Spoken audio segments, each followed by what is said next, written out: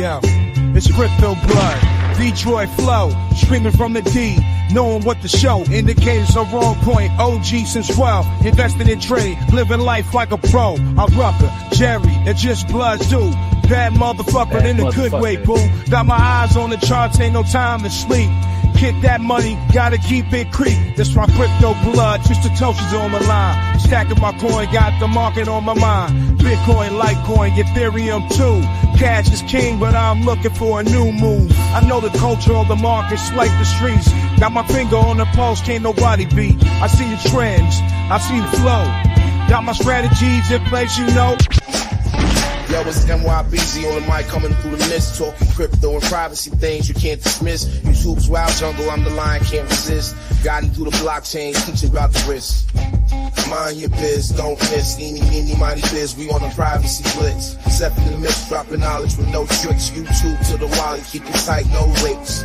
Click clack, I hack the facts, that's how I attack. From Bitcoin to Monero, stacking privacy back. YouTube's got eyes, but I'm the cloak in disguise. NYB on the rise, educating the wise. Mind your biz, don't miss. Eeny, meeny, miny biz, we on the privacy blitz. Stepping in the mix, dropping knowledge with no tricks. YouTube to the wallet, keep it tight, no links.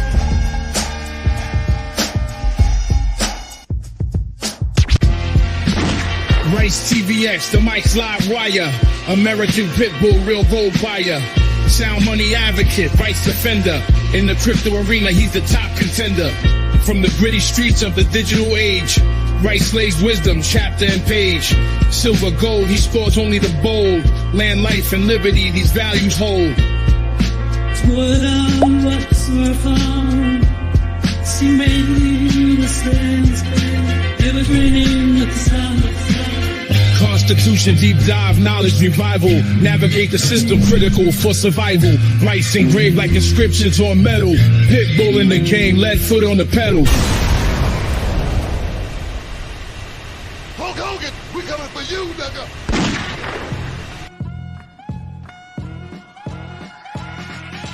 Looking for a reliable crypto exchange? Look no further than Fairdesk.com. Trusted by CryptoBlood for over 2.5 years, Fairdesk powers Bloodalytics, his proprietary trading system known for highly accurate buy and sell signals. CB has trusted Fairdesk's reliable system for years to enhance his trading strategy with Bloodalytics. It's the backbone of consistently beating the market. So join CB and trade with confidence. Use the link in the description below and get 1 month free of Bloodalytics signals. Fairdesk.com. Trade smarter, trade better. Trade better.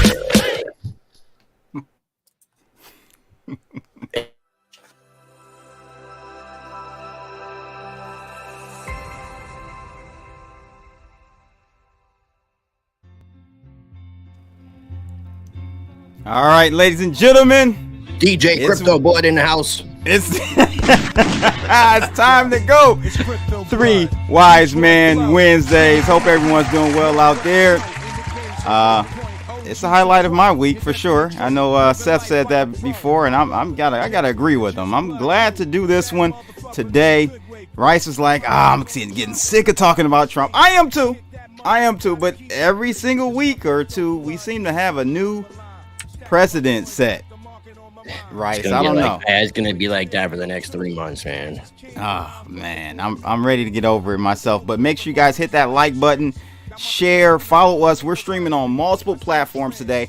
I've got all of Rice's stuff in my description. I've got all of Seth's stuff in my description. So go follow those guys if you can. I have both of these guys' information in my video description, and I did check Seth's, and he has ours in his as well. Showing love, and I love spending time with my brothers, my 2 other wise brothers. All right, what's going on, ladies and gents? Today is hat day because people aren't ready. They're not ready for the shine. Today is hat day until now. We're renaming the show. Go ahead and rename it. You can rename it. I'm going to 3 bald men. 3 bald men. Okay, so that sounds like 3 bowel movements, 3 BMs. I don't know if I like this, but I don't know. Assume that you we need to go in a new direction here. You didn't see my tweet from the other night? I did. I saw it. I did a thing. Yeah. So, are you gonna be the honor and sure, start us off? Let's just do it. Let's do it. Okay. Come on, Seth. Where you at, bro? Hey, they grow it back. This wasn't planned for this show by no means. I've been talking about shaving my hair for quite some time. One, I was getting tired of it. Two, I realized how much time I was spending in the mirror, and it's just one less thing to have to worry about. That man bun thing that you and Soloway Barrett got going on. He's cut his too, right? Yeah, but not like not like this. But okay. No, shout out to all the man bub cutters. That short, you can see the thinness, so I understood why it was long. Yeah, so man, I'm just like growing. a Donald Trump version For me, of a man bun. It's just me growing through the top of my head. That's my problem, Seth. That's why. No, I'm the same. I mean, I got this weird pattern that develops on the top. If you look at it just right, it looks like a character from a Miyazaki film, like an animated character. Like you'd want to buy if you see it, you'd want to buy a plushie of this thing. But I mean. Easy come, easy go, I guess. Jeez. Yeah, the 3 cranium. I like that one. The cranium 3. E3. That's funny. Yeah, I realized that just in the past like 24 hours, I think I've looked at myself less in the mirror than the past week. You know, like when you have hair, and you're doing live streams, you want to look good. I was putting too much time into that shit, and I've been thinking about the fight club scene about the space monkeys. When everybody shaved their head and said that you're ready to be a space monkey. So, just one last thing to worry about. Listen, I've not had to cut or go to the barbershops. You know, in the black community, hair is a very strong staple of our culture for the women and the men. Well, Justine Illusion, she says, I love a bald head. Mr. X apparently is confused by a lack of follicles. Hey. The lack of follicle show. Yeah, for me, bro, I loved when I started going bald and just started cutting it off. I was glad actually, because I didn't have to spend 4 hours in the barbershop, somewhere in the hood, possibly getting shot. I don't know. I'm being a little stereotypical, but I mean, most are in the hood. You can be stereotypical. I wasn't fearful or anything, but it's usually the barbershops, the good ones are in the hood. And sitting there for 3-4 hours, bro, is I got better things to do. So it takes me 30 minutes, less maybe 20 minutes to cut my hair and get it all together and be good. So yeah, I like it from a no nonsense perspective. It's almost for me. It's almost like a spiritual thing. When you take the razor all the way to the across the scalp, the cranium, like this thing where it's and then like Rice said, it's a bit of ego death too, right? Where it's like, what do I got going on here? Well, nothing. Don't worry about it. That's something I do miss because I used to have. It was like This is my watch. This 9 years ago that I started growing my hair back out, and I used to always love my head being rubbed. So I went for so long having my hair like this that growing my hair was something different. Now it's just going back to just the way it was. Little tip for all the men out there: you want to really get a girl going, you get those fingers in that scalp and get the tickling.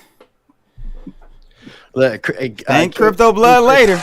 King Chris Universe says that my barber shop used to keep an AK-47 on the barber table in Houston. And then I like Mr. X's comment, the Crystal Ball Club. This is a hairless reverse Oreo that you guys are witnessing. Dude, do you really think Trump and Elon are fighting against the free press? I think he meant to say deep because my title says Deep State Cabal, yours says Cabal. So I think I don't know. I don't know if I'm still kind of confused, man. Sometimes I think that yes, that is exactly what's happening, and sometimes I think that it's just we're watching literally like virtual reality TV show play out in real time. Is really and ultimately.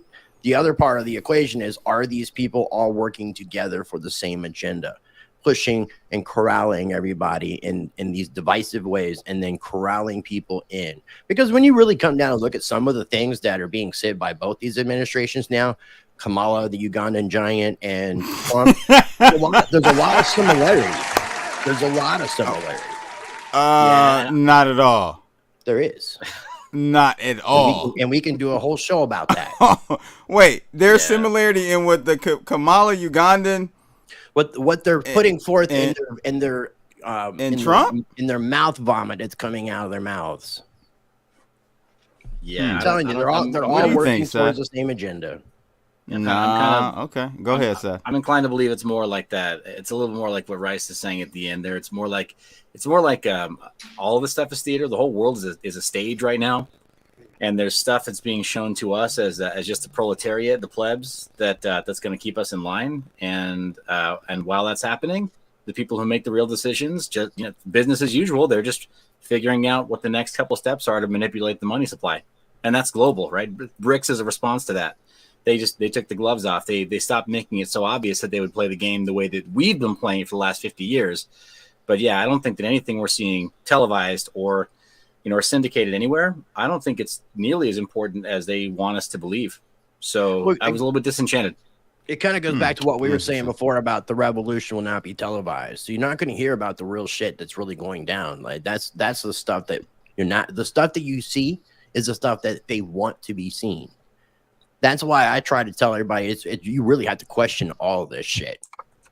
I mean, sometimes I wake up and I'm like, I fell for the psyop. And sometimes I'm like thinking that, no, these guys are trying to do something different. And then I realize, no, again, I fell for the psyop. And yeah, I definitely need to take Jonah Curry's address and eat some shrooms and rub the scalp.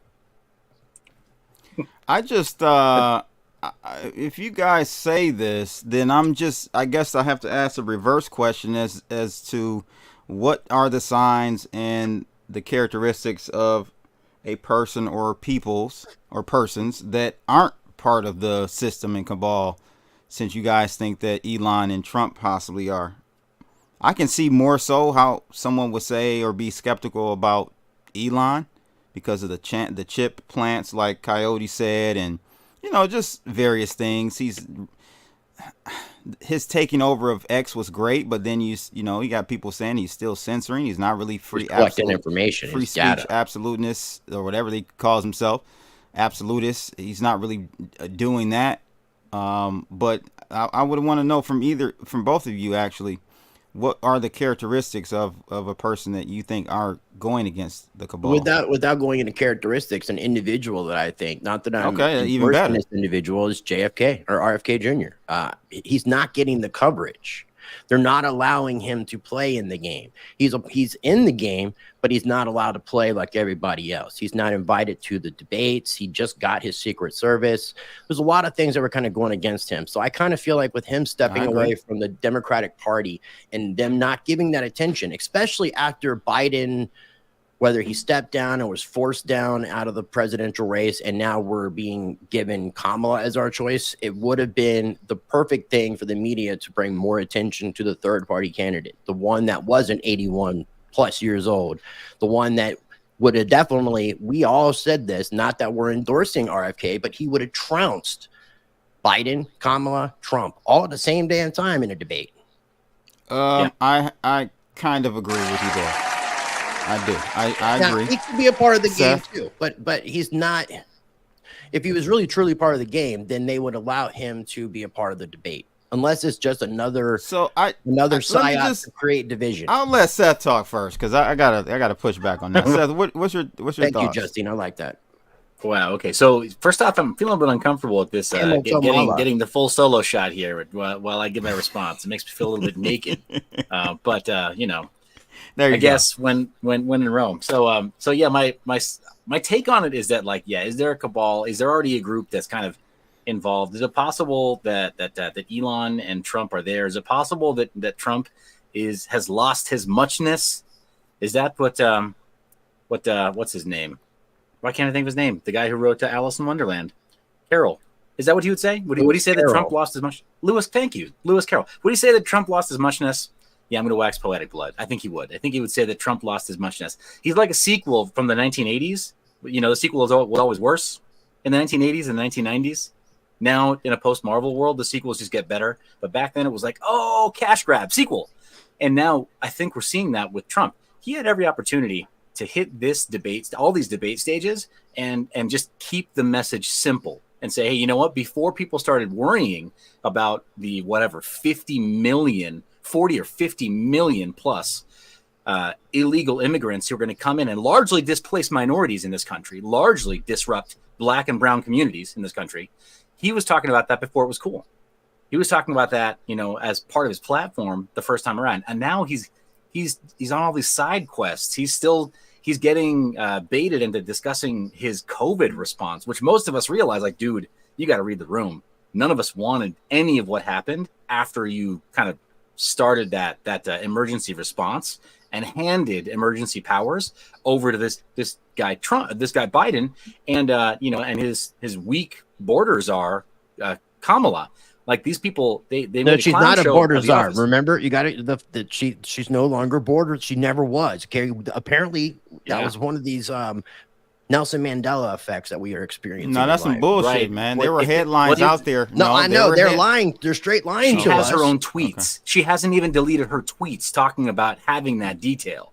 So she might want to delete that shit before she tries to astroturf it. No, it doesn't have to. My point is, Seth. No, it's because it's like lie to your face and get away with it. Because that's exactly what's happening. Right. Yeah. But to your point, is Trump that guy that was going to be in disruptive, right? Bull in a China shop. Is he the kind of change candidate that is going to bring that revolution? Is he going to be that guy that is the dark horse that the deep state wasn't counting on? Well, maybe that's what that whole assassination attempt was at best. If it's in good faith, then yeah, maybe he was going to be that change candidate, sort of, that disrupted and scared the deep state. But I'm going to agree a lot more with Rice than I would have even a few weeks ago. Look, I thought that RFK was like a long shot. He's not going to be the person that can disrupt it. I think that from a few levels, Trump is not going to go the distance this time because he's bringing the wrong message and he's bringing the wrong energy back to the office of the presidency. We're not viewing him as that guy who's going to break ankles, because he won't. He's making safe bets from the debate pulpit, and he's talking about COVID response. I don't know what his team is feeding him or who he thinks he's debating, but he's making a lot of mistakes there, and he's not instilling a lot of confidence. And RFK is actually talking about stuff like fixing the money. Well, hey, when did Trump start talking about Bitcoin? Yeah, months after RFK did. No, almost. I would say a year, because RFK spoke at the Bitcoin conference last year. Yeah. Yes. Right. And that's just it. RFK is innovating. Kamala and Trump are imitating. I don't think that they're on the same level. And also, it's kind of pathetic that RFK had to do his little solo debate, that he was basically, while the real debate was going on, kind of answering what, if he was there and was allowed to actually properly be in the debate, what he would respond, how he would respond. And, again, I don't think he's necessarily 100% part of the game, because if he was, it would make sense for them, especially if he's polling so high, to have him actually be the Democratic nominee. That would make sense. But we don't live in a world where things that make sense actually occur. We live in this reality, unfortunately. Shout out to everybody watching. I appreciate everybody joining us. Make sure you guys are taking an opportunity to smash that like button. That would be greatly appreciated. And make sure you subscribe to all of our channels. We have links for each other's channels and socials in each other's video description. 100%. Jeff Berwick cannot run for president. He's a Canadian who lives in Mexico. He's also, I think he's got this thing for anarchy that's just not compatible with the entire election process. No. Right. Shout out to Jeff Berwick, man. I don't know if you saw this, Rice and Seth. He was on my guy RTD's channel yesterday. Shout out to Mike. That. He's been such another guy from the D. He's been shadow fucking banned to the max as well. I mean, it's just ridiculous, bro. Absolutely ridiculous. Since we're talking about not presidents, I got me a little. This is an old McAfee 2020. Don't vote McAfee for president.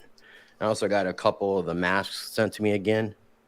And I got one of those. For anybody who knows the shit I've been talking about too.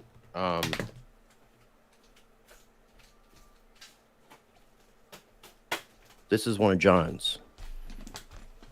It's amazing. So I literally just found this, Rice. I made this. Yeah, these were the presidential ones that they were giving out. So we can all be John McAfee. I got a little white powder on mine. Round of applause. I like it. So Tommy and Rennell, who Tommy worked with Team McAfee, he was one of the guys who hooked me up, and this is one of John's scars that I got. Cool. So it's a very You're special still thing, waiting man, on, honestly. Still waiting on one from. Still waiting on Janice. Yes. His widow. But Tommy is the one who gave me. He's the one who had a copy of John's phone for emergency purposes, so that if there was any reason to get in contact and John couldn't, he had other people that could do that, and that's who got me in contact with John's daughter. Gotcha. That's what's up. That's legendary, bro. Yeah. No, anybody in the audience that is not following closely what Rice does, he is a crown jewel in our ecosystem, in the crypto space. Yes. Hey, Freedom I put space. I put links for those McAfee documentary in our Telegram chat if you guys want to check it out. And Yeah, I did put an episode out on I Monday. saw you put one out. Yeah. Yeah, just showing a couple clips talking about just the whole idea, just promoting it. So here's my thing. I heard both of you. I agree with one part from both of your arguments about RFK Jr. Agreed. Like, clearly a threat to the cabal. This is why they've done everything they could. He's suing many states right now, Seth, for not allowing him to be put on ballot. I want to say, was it New York or Massachusetts? One of them struck down his lawsuit, so he will not be on the ballot. The DNC has successfully blocked him from those in multiple states. So I understand all that. But the bad thing is, I mean, I think in those states, I don't mean to interrupt you, I think in those states, he did everything to qualify too. So there was no reason for the denial to take place. I could understand if it was like you didn't have enough signatures or whatever the case might be in those situations. I'm not completely... Yeah, he definitely didn't give as many signatures as Kamala did. So, rules are rules. Oh my God, that's a whole nother conversation. But where I disagree is that I think Trump is also not wanted in Washington, just like RFKJ. And there are just insurmountable amounts of evidence to show that over the last 8 years. Okay, starting when he got in office. The fake dossier, Russia, all this stuff, his whole presidency, they were going at him. When he got out of office, they still went at his ass. I mean, we don't have to go down the whole thing, all the lawsuits, the Mar-a-Lago, New York, blah, blah, blah, right? Yeah. Even Atlanta. That to me is the evidence to show me, no, they don't want him either. He's not part of the club either. He's part of a club. The billionaires club, a wealthy 1% or 0.1% of the population, but he's not part of the club that's really running everything and dictating all of the laws and of the land. In my opinion. There is the idea that, and that's why that. So sorry for the interruption here, but I think that's in part why they did give him that warning shot. Essentially, like I'm still kind of on the fence as to whether or not that was really intended to show us something on live television. I'm not really. I still have my doubts, right? I still feel like there's plenty that we don't know. But what we do know is that Trump didn't believe it was planned. He didn't believe that it was, some theater thing that he had to play along with. He seems to be genuine in his response to like, oh, they took a shot at me. So yeah, he's definitely pissed some people off, and I think that energy is not going to let up. That resistance towards Trump is not going to let up. But what I'm suggesting is he's not the change candidate that is going to properly shake up the cabal. He's going to go back in with that Billionaires Club card, like you said, card-carrying member. He's going to go back to those negotiating tables with, with Putin and with others that he did very well at when he had the role before, and he's going to do all right. But he's not going to disrupt the people that are deciding to turn their money printer up or down. I agree. He was not able to get that far. He's never going to make the change that we need. He's never going to be able to do that in 4 years, 8 years. Not without abolishing the Federal Reserve. Oh, there's multiple things. That's just one layer. I mean, now the other part of the equation is that you could have a power struggle going on with basically, we know that some entity, some group wants to take over control of the world. And you have multiple groups doing that. And I think right now it's kind of like an open playing field as to who is going to be the one in control. So you have almost like two of the same sides of the coin trying to be in control. I'm not saying that, again, whether they're working together for the same objective or working against each other so that their group could be the one that comes out of this thing as the 1% of the 1%, the 0.1%. So in today's episode, guys, we are basically just going to give our opinions and reaction. We're not going to watch it. It's too damn long. It's 2 hours. of the Donald Trump and Elon Musk. Trump called it a chat.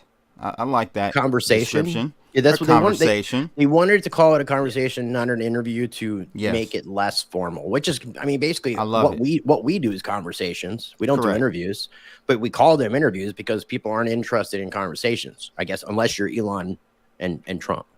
Yeah, right. Like a conversation with so and so doesn't go over well as an interview with so and so.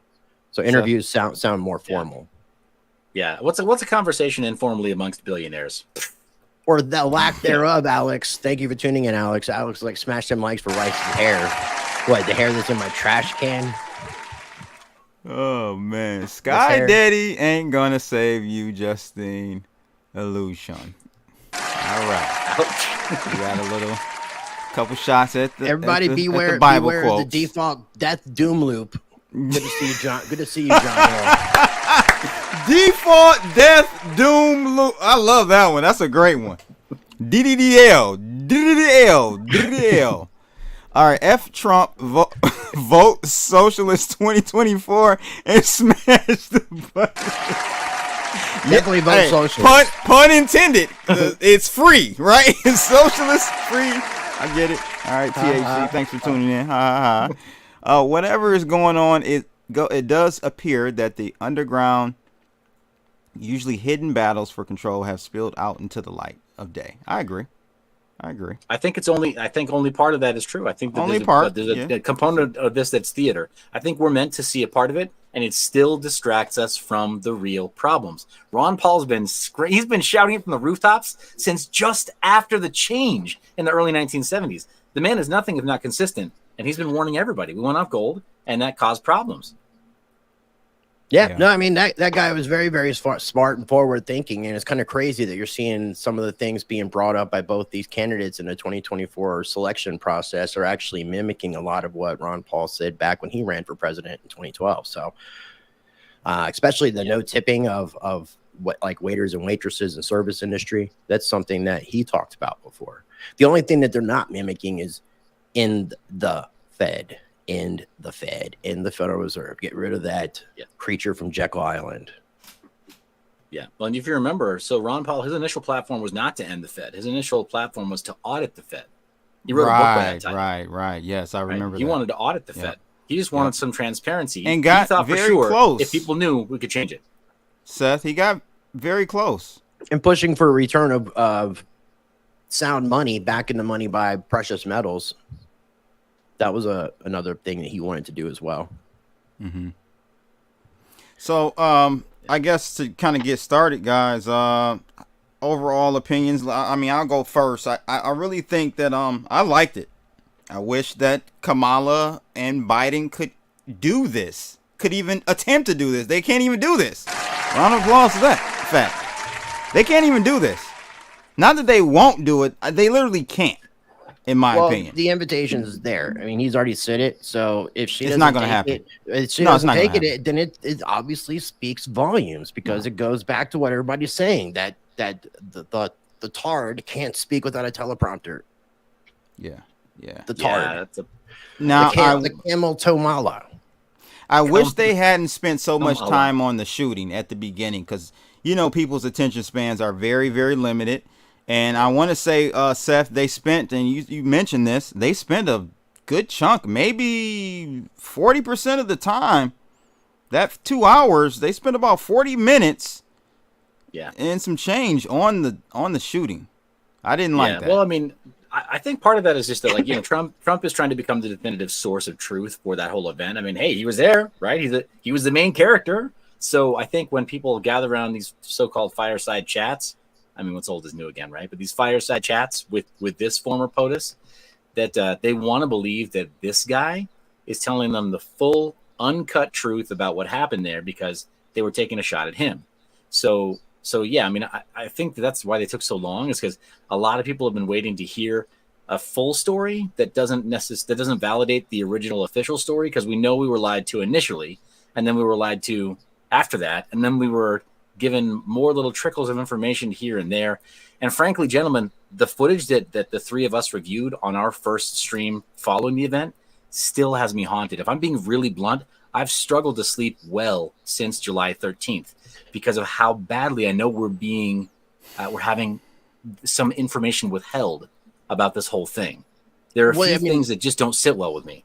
Even Trump didn't question. He like he didn't. There was no question. It was keeping with the narrative is what the narrative is. There was no question with that. And also, Trump said it to RNC when he talked about this that was going to be the only time that he spoke about this. So he's already went back on a promise because he said he wouldn't talk about it again, and they brought it up and talked about it for a length of time when it shouldn't have really been brought up. I mean, technically he said what he was going to say and moved on. He's not questioning. And that's another thing that should make people wonder is why he's not questioning the narrative that they're telling the public that took place and how he's complicit with that when it's anybody with a brain, anybody with anybody thinking knows. He can't. No, most likely it's deeper. We're seeing just the tip of the iceberg with that whole situation, and it's probably a national security situation where he can't really delve too deep into that, right? So that's my assessment. Except that now he is now giving it his blessing. He's coming in. Oh, I'm the former POTUS. I'm the main character. They took a piece of my ear off. So let me give you the official story. Ask no more questions. That's what just happened. We just got fully astroturfed. I don't appreciate this. Rice, I do have to say that the Christian prophet came to mind when listening to Trump and him recanting the whole situation. He said many times during the lengthy discussion on the assassination attempt that it was God intervened, and it was you can't. Well, he kind of tried to downplay it. He's like, you can tell he's definitely saying that, but he's not using strong language with it. No, he's not. But he at least is. He's acknowledging it. I mean, it'd be kind of hard not to if you think unless you were a part of that whole entire setup and you knew what was going to go on, regardless of if it was a setup or not. The fact that he didn't die is a miracle. I mean, it really, when he talked about it, because he spent so much time on it, I didn't realize this, and I don't think anyone knew this. If he's not a part of this, and he knew to do what he did when he did it, if there was no signal, I can see Seth over there, like, I know Seth thinks it's something. Let me bring two pieces of reasonable doubt that I think got into our guest for that episode's head, right, Drew? Oh, real quick, last thing is basement. I just want to add one thing. Don't you think it's kind of ironic that Trump was the one who actually kept the JFK assassination files sealed after 50 years when they were supposed to be unsealed? Yeah, it's a little weird because, magic bullets, they work. A magic bullet hit him. That's and what hit the railing behind him at the wrong angle. So, yeah, of course he wants that kind of shit buried. So this is the issue that I have. Let me bring this up. Let me write it in chalk, okay? Let me write it in chalk or fucking crayon here. So when we had our guest on, anybody who doesn't know what this is made by a company called CMMG. They're a domestic arms manufacturer here in the United States. This particular conversion kit costs a little over $100. You said Yo Gotti? Oh, okay. Never mind. Go ahead. So this right here is a 22 long rifle conversion kit, and right here, this little guy, the other side, that looks an awful lot like a 223 casing, right? It's meant to go into the barrel. And then it loads in a 22 long rifle into a sort of barrel extension without any of the modifications to your typical modern sporting rifle, America's favorite rifle, the AR-15. Just goes right in, and then you have a fully accurized. Well, you still have to get it accurate afterwards, but you then have a rifle that shoots a 22 long rifle bullet, a much lower grain weight, at a much lower speed. You can even make them subsonic. You can use them with a silencer if you want to make them more quiet than anything you'd ever see in your favorite John Grisham movie or whatever, right? This is standard equipment that you can buy at a local gun store in all the 50 states if you already have a legal firearm. You can just drop this in and it makes that conversion. You can have a guy specifically on that roof using that particular rifle, which in this on the left of center in our political ecosystem here, everybody wants to try to demonize it. So you put it in his hands, right? That's the first thing. That was another character in this whole drama that we're seeing in the theater, right? This guy Crooks, who supposedly took the shots. We don't have confirmation that he even squeezed the trigger, but he's holding that rifle. Big, bad, scary AR-15. What is to stop somebody from throwing a similar size projectile using even something as simple as this from a different angle and being closer to absolutely ensure that they can hit that target. Because I can promise you, at certain distances, I can hit that target. Any competent marksman can hit that target. I'm not saying that I have any intent. I'm just saying that it's very possible. But and beyond that, you can throw something that is not lead. You can use an air rifle also chambered in this caliber of 22 caliber, right? .22 caliber. And then when you do so, you can change the projectile to some other element. It can be vinyl. It can be chalk. It can be some other highly frangible substance that then explodes, right, or atomizes on the back railing, as we saw for the railing by the first casualty, right, where he was hit between the arms, and then there was a giant puff of smoke. Well, what does that? I'll tell you what doesn't do that. A high-power 5.56 NATO round doesn't do that when it hits soft aluminum. It doesn't do that. Fellas, this has been keeping me up at night. What we can see, maybe it skimmed the top of it, and that's where you see the puff of smoke. Or grazed it? Is that a possibility?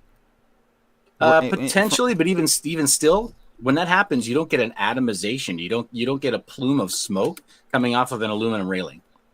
Right, but there's been a lot more information coming out that I even haven't been able to keep up with everything, with all the different law enforcements kind of going against each other in their interviews and narratives. There's also apparently there was some gentleman in a bathroom that was bleeding, where there was a bunch of police officers that were using different CB or radio channels that didn't have the same channel as, because apparently not everybody was on the same communication channel, which doesn't make sense either. So, and there was question. And then there's the guy in the gray suit from the ATF. Remember him? Did you hear about that story? No. Oh yeah, go look into that. There's so much shit.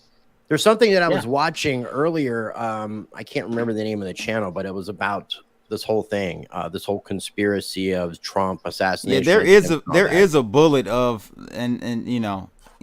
Again, okay, let's go there. Let's go talking about everything and thank you for bringing that up once.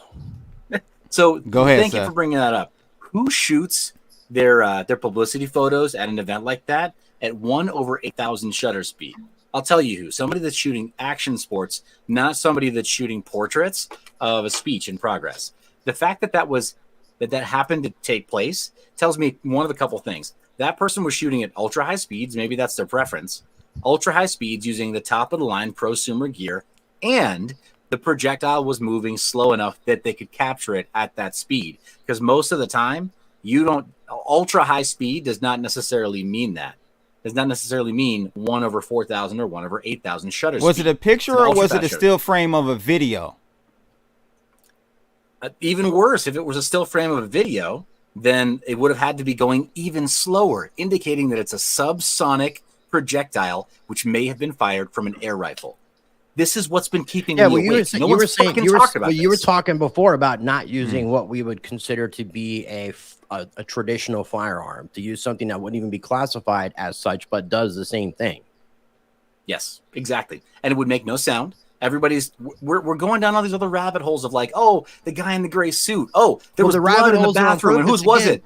Again, depending on like the few sources that you're watching this, I think they're allowing for all this to be out. And then the thing is, like, also the thing that a lot of people haven't really put in consideration. I know this is going a little off topic from the Trump speech or conversation, but let's just go ahead and get into this, man. I'm sure everybody's tired of talking about this assassination attempt stuff. Well, I brought the assassination up because as we can just keep talking about that.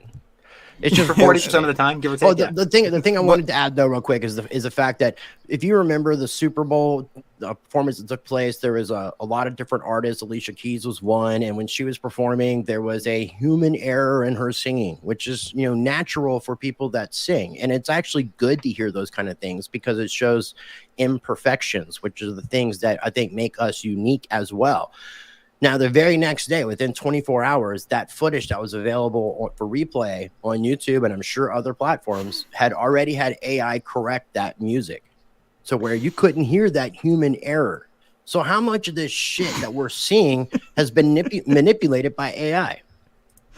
I do too, man. I think Rice's friend is a part of the shooting, he's a time traveler. Remember, John Titor is definitely a friend of Rice's first. and clearly has something hanging out to do with him one time, man, doesn't qualify as a friend. And if he was such a friend, he'd be watching my content. No, we're trying to get in contact with them, and that friend isn't bothering to reach back out to me and say, "Hey, Rice, let me come on your show and talk about time travel." He went back or forward, so he's not here to watch your content, my friend. Come on, catch up, Mustard. Man, he might have cloned himself or it's just multiverse shit. And he's figured out the whole Rick and Morty thing and communicate with other versions of himself in multiverses. What better life could you have? So I just want to summarize really quickly, Rice, that I was a force shooter. Get it right. I just think they spent a lot of time on the assassination attempt. They should have done that because a lot of the meat and potatoes starts at about 45 minutes in, 50 minutes in of the 2-hour conversation. I do want to say though, I think I go back to the simulation theory, that we're in a simulation, and so everything is going to look like just happenstance or just a coincidence, because it's all a simulation. It's supposed to, because I don't know if you guys picked up on this, but Trump said during this conversation that normally he does the immigration slide in his speech at the tail end. He just out of nowhere said, bring up the slide on immigration or illegal immigration or whatever. And he said it's normally on the right side and they put it on the left. And if you remember, when he said bring it up, he looked left first. He didn't see it. Then he looked right. And when he looked right is when the bullet came and grazed him. So I thought that was pretty interesting, bro, that he normally does that immigration spiel at the end of his speech. And it's normally on the left side, which he panned left first. And they ended up putting it on, scrambling, trying to get it up on the screen. They put it on the right side. So, I mean, that's crazy, bro. That's insane. Well, if we're talking about divine intervention, I mean, how do you divinely intervene? Maybe that's an example of divine intervention. Is not something that we plan to do, but something that just out of nowhere we decide to do. And I'm sure a lot of people have had that intuition. Maybe they were going to cross the street, and then something told them maybe I need to check and look both ways, and all of a sudden a car is coming. So there's all kinds of different things that can happen in our life that I think we don't even think to notice about, because it might sound like our own voice in our head. So we don't place it with any sort of anything above us, anything that would be considered God. A1 says I was watching it live, so unless the live was or had a delay, which I'm not ruling out, but eyewitnesses confirm many things. Right, but I'm talking about all the extra footage, all the extra stuff, not the stuff that you saw live. All the other stuff that was recorded. Now it's good because in the JFK time period, we didn't have cell phones where people could record stuff. Now we do, but at the same time, we have this problem with this pest called AI that can come in and manipulate things in real time.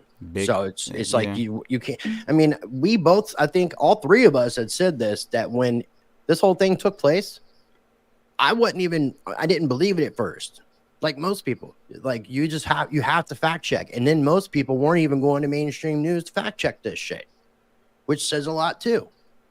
Yeah, well, I mean, mainstream news, there's a problem with fact checking in mainstream news, and that is that, I mean, mainstream news is they're gaslighting everything. Everything has a spin on it. You realize that the AP photo, stuff that was released by the Associated Press, was then marked as disinformation on Facebook later on. The photos of Trump with the ear and all that. Like, those were censored. That doesn't surprise me. They said that the laptop was fake, and you couldn't even DM it to anyone on Twitter. So that doesn't surprise me at all. Yeah. So what do you think about reliant on the social media platforms? What do you think about what Donald Muhammad says here? I mean, it's kind of off topic, but this type of idol worship is what led to crypto being hijacked and all the so-called freedom lovers remaining silent. Yeah, but I mean, none of us are those kind of people in crypto. That's, I think, also what separates us from a lot of these other people that call themselves influencers, KOLs, whatever the hell they want to term themselves as. But if you're putting Michael Saylor up on a pedestal, then you are one of those idol worshippers. I don't think any one of us now. Would I turn down an interview with Sailor? No. But am I someone here touting Sailor as like a savior for Bitcoin? Absolutely not. I think a lot of these people are plants. And we need to be careful about what's infiltrated our system. And we've spoken about that a lot. In fact, with the Whitney Webb stuff, because she's brought it up and I brought it up numerous times, that you got to question some of these people who call themselves influencers and KOLs, because a lot of them are actually getting paid by people to help put out certain narratives. I mean, I think we know that the mainstream media, the problem that we have with the mainstream media, the fake news, that's all bled through into the crypto space. That's why that's why they painted people like Roger Ver. When all that shit happened with the block size wars, he went from Bitcoin Jesus to Bitcoin Judas. Bitcoin Trump. Bitcoin Judas, but it was that. But this is what I'm saying, right? The ones that are persecuted in public are the ones we should be supporting, and you should be second guessing why you don't support that person. Is what I'm saying. That's the overall general thesis. Politicians and actors, RFK Jr., Trump, politicians and actors make it Tulsi Gabbard to believe them. Say that again. Politicians and actors, they make it very difficult for me to believe them and find actual sincerity. Okay. Seth? Yeah, I agree. And I think so. This it's kind of funny. The three Wise Men Wednesdays is an outgrowth of something we've been threatening to do for years. I went ahead and just acquired a bigger channel so that I could kind of like force myself to have a bigger microphone and use some of the tools that we use for growth hacking in this industry, because it's an open secret that they're used. Because I got tired of it. The three of us have been shadow banned. You talk about open persecution. We're three people who, like, generally speaking, our opinions are not for sale. Like our expertise to give feedback, yes. Our opinions, never. So we're not particularly well regarded or liked in this industry, the influencer industry or KOL industry. No, not at all. I mean, you can notice that too by sometimes you can see how other content creators and influencers will do cross content with other channels and stuff. And there's a lot of people who would say to my face that we're friends, but won't bring me on their channel because they're afraid of what kind of an effect it could have, which is really absolutely sad. We've spoke about this numerous times. Yeah, and I think that pushed really hard on that new channel to try to bring you and Jerry on first thing, because it was like, okay, no, I'm gonna make sure that I reward good behavior. I remember that.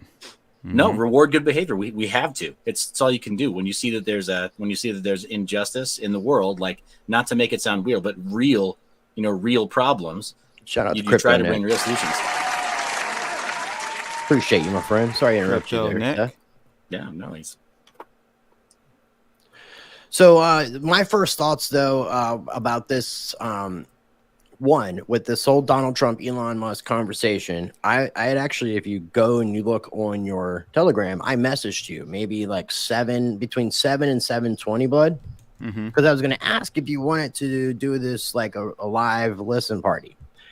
I'm glad we didn't, because of the wait time of how long it took. For one, how long it took for it to start, how long it took to actually get into the space itself. And then listening to the entire thing. It was a lot of softball questions. It's a lot of softball questions. Elon was definitely taking an opportunity to make sure he had a position in Trump's cabinet as some efficiency guy. I want to get to that. I know that was something that was spoken about before, but I feel like that was Elon's agenda, was to say that publicly in front of all those people, so that if Donald Trump is to be elected, that he does get this position of whatever you want to call it, in charge of efficiency and basically getting rid of the waste, the crap that we don't need, which is, I would say, probably 75% of our government, without going into specifics and knowing specifics. But most of what the federal government has created outside the 19 enumerated powers that were given in the Constitution is bullshit, non-constitutional. That includes the IRS, that includes the CIA, the FBI, the SEC, all that bullshit. So I want to speak to the point, since you brought it up. Elon kind of pitching that he wanted to be, I think he said something along the lines of Government Efficiency Committee. He wanted to be a part of that. If that were to be, he wants that to be created. And I don't think he explicitly said he wanted to be a part of it. Maybe he did. I can't remember. But my question is, and this Government Efficiency Committee, Rice, would be in charge of overview of, I guess, government budgets. But isn't that what the comptroller is for? I'm confused. Don't we already have that? I didn't know. I actually didn't know what the comptroller's position was. I thought the comptroller was just a pretend job to be in charge of the currency, but that makes no sense because it's done by the Federal Reserve. So would they be in charge of the coinage, because Treasury issues coinage, not dollars? In case people didn't know, Treasury does still issue coins. I honestly don't know what the fuck the comptroller does. And I really don't. I mean, I don't care, but I'm going to learn. Let me see. I'm trying to find it really quickly. I know we got some smart people in the and then so Trump is notoriously late. Trump is notoriously not on time. I compared Trump to the Axl Rose of politics, in case people are familiar with the Guns N' Roses history, because Guns N' Roses, like Axl, would show up maybe 2 hours after their opening band, and they were already supposed to play 2 hours ago, and he would just show up, kind of like Madonna. Madonna would do the same thing. They would just show up whenever to their own concerts, or just cancel it.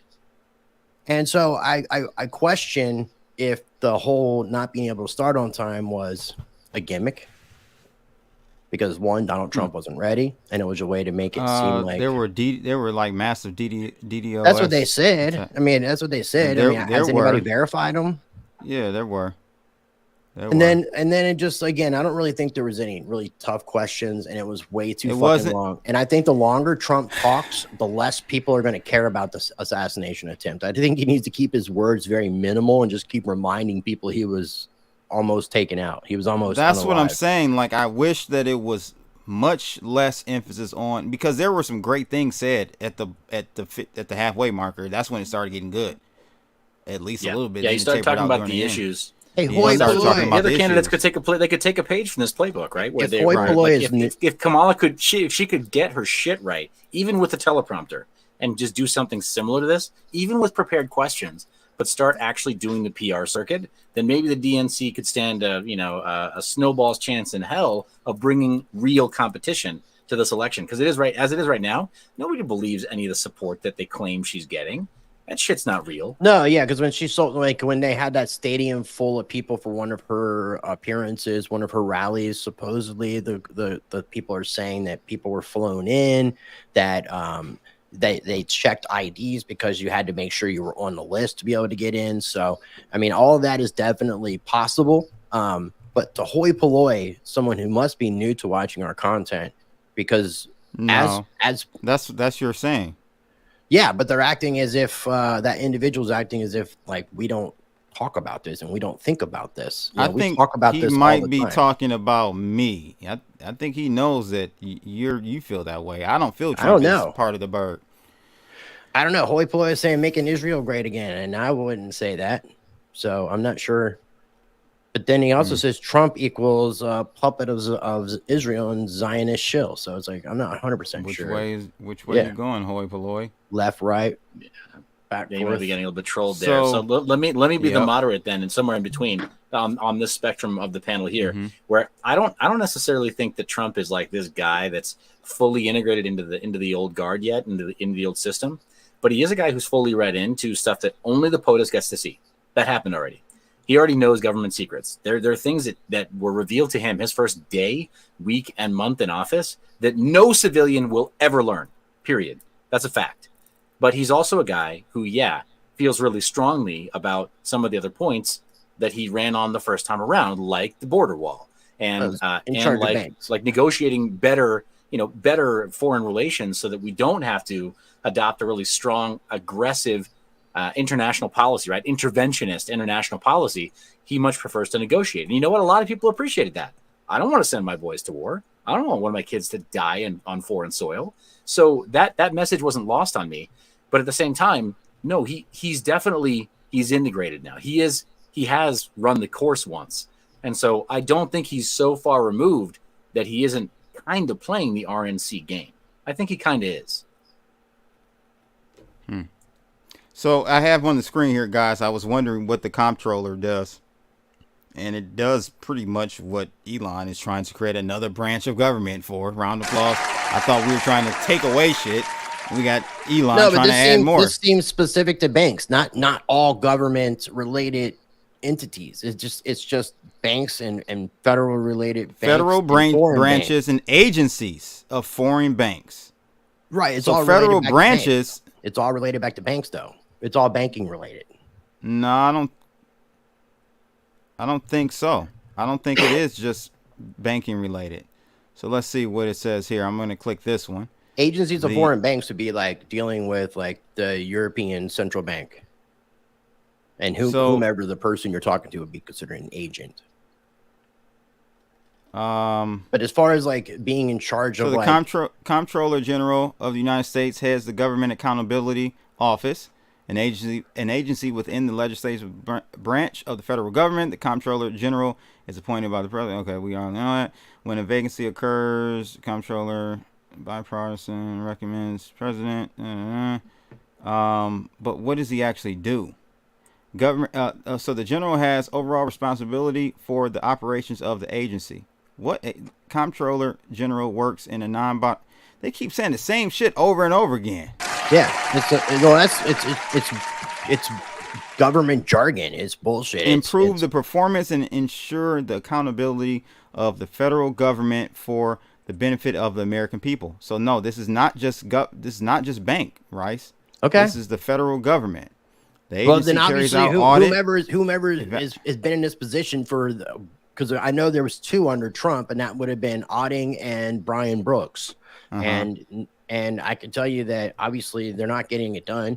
And whomever took over after Brian Brooks and maybe after that individual, they're not bringing the efficiency to the government. But at the same time, if you bring the efficiency, you downsize the government, you downsize the budget, you downsize all these things. Maybe Elon didn't know that what the governments want. We had a comptroller. Yeah, that wouldn't be a shock. I mean, he doesn't seem to know that his company for the first 5 years was only profitable because of tax loss harvesting. What the hell is this, bro? You gotta be fucking kidding me. Somebody was asking. I saw that. To find a comment. That's why I saw it that up, because I had it ready to be pulled up. But this is and so the other thing with this, in addition, is this article from U.S. lawmakers. This is from the 6th of August, so about a little over a week ago. U.S. lawmakers are pushing for CFTC action against the election gambling amid poly markets rise. So you have these politicians, Elizabeth Warren, the CFTC, Chairman Rostin Benham. They're calling for getting rid of this blockchain-based platform that does real-time prediction markets. It's gained a lot of traction, and they're trying to get it halted. These are the types of things that I just don't understand how. Okay, don't like Trump. I understand if you don't like Trump, whatever reasons. Okay, whatever. But how are these people consistently voting for a Democrat? It's the antithesis of everything. I think we got America a few people in about here that are Kamalato Mala fans. Huh? I think we have a couple. I know. This is what I'm not understanding. Pronounce these. Just I'm gonna call her Camel Toe. Just Camel Toe. I call her Obama. Okay, Obama, Kamala, Hamala, whatever you want to call her. I call her Kamala. Kamala. So I just don't understand it, Rice. Help me understand how anyone could vote for her or Biden. It's completely anti-American. Well, there's people that are, well, for one, I mean, I think that's changed a lot. What is American anymore, for one?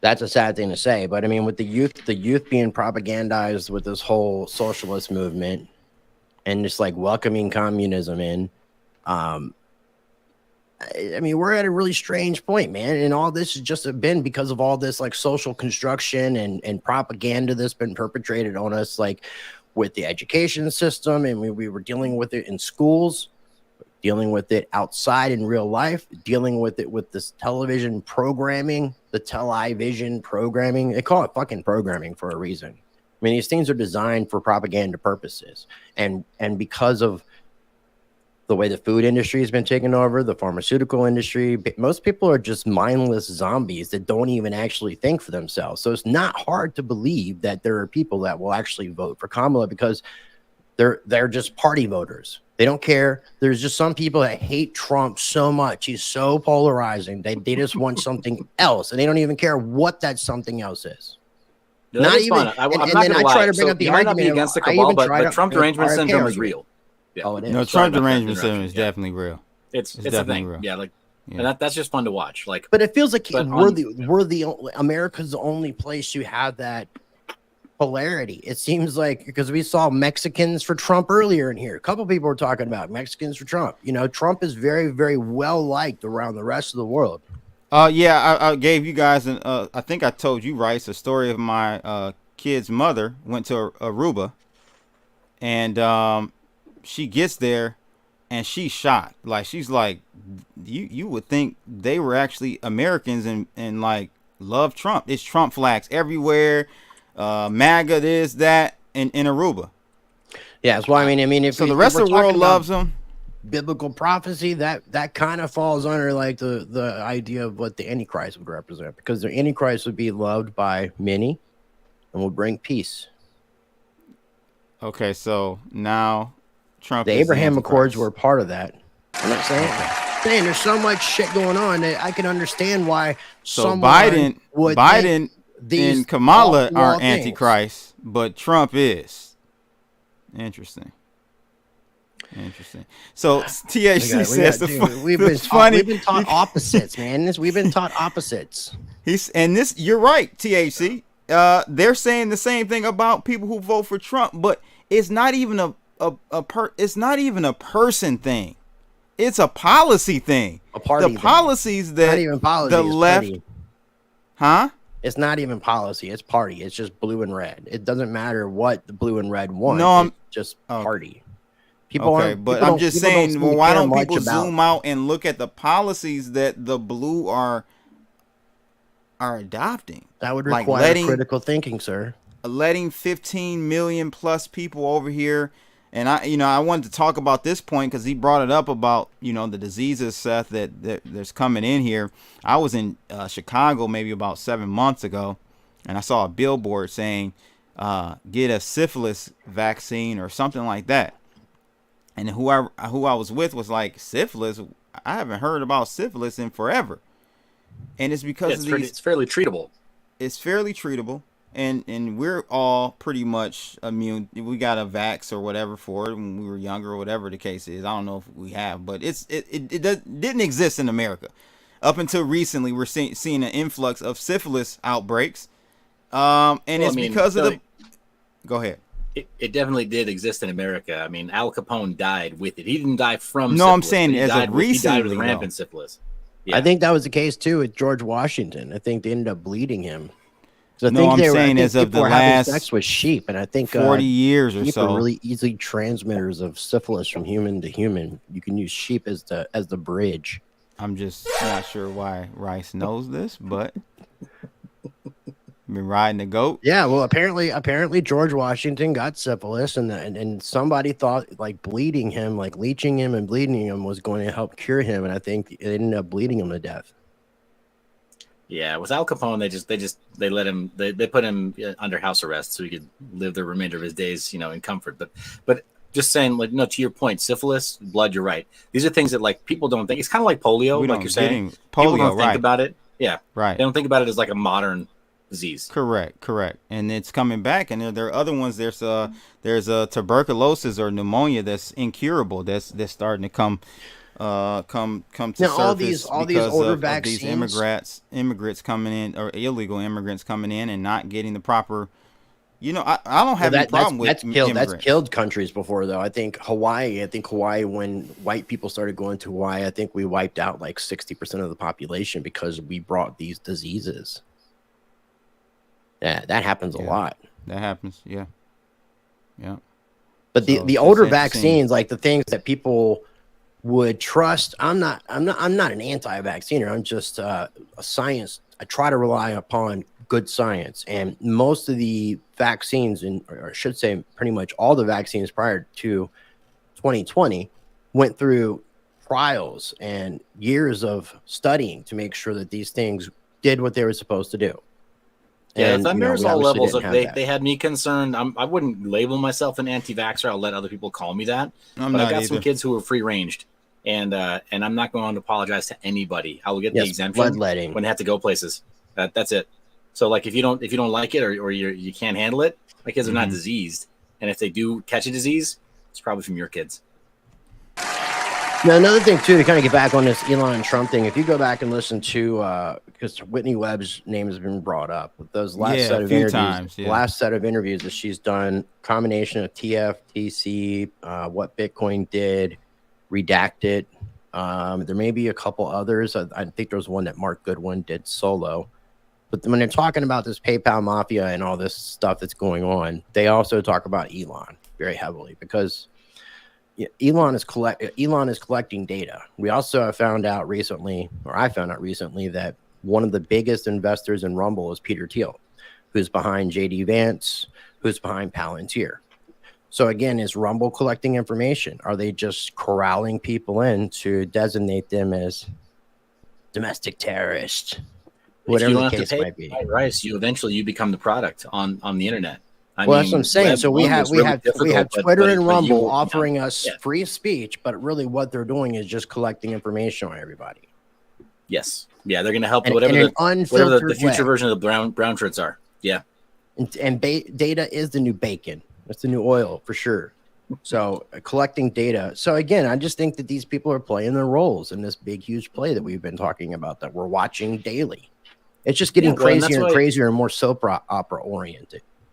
Yeah, well, Rice. So I think you and Blood. I don't know if Blood. If you tried out BitTube, it was a while back. They went through a couple iterations of their platform, and they didn't quite make it. I think they were well intentioned, a lot like Library and Odyssey, right? They've redone and some other platforms. They've redone stuff. Yeah. Apparently, they've got live streaming now, but that may mean that there's money behind. Because I'm actually on there, and I do post. I just don't post all my videos. This is Odyssey, you're saying? With the live streaming? BitChute. BitChute. Okay, I was talking about BitTube.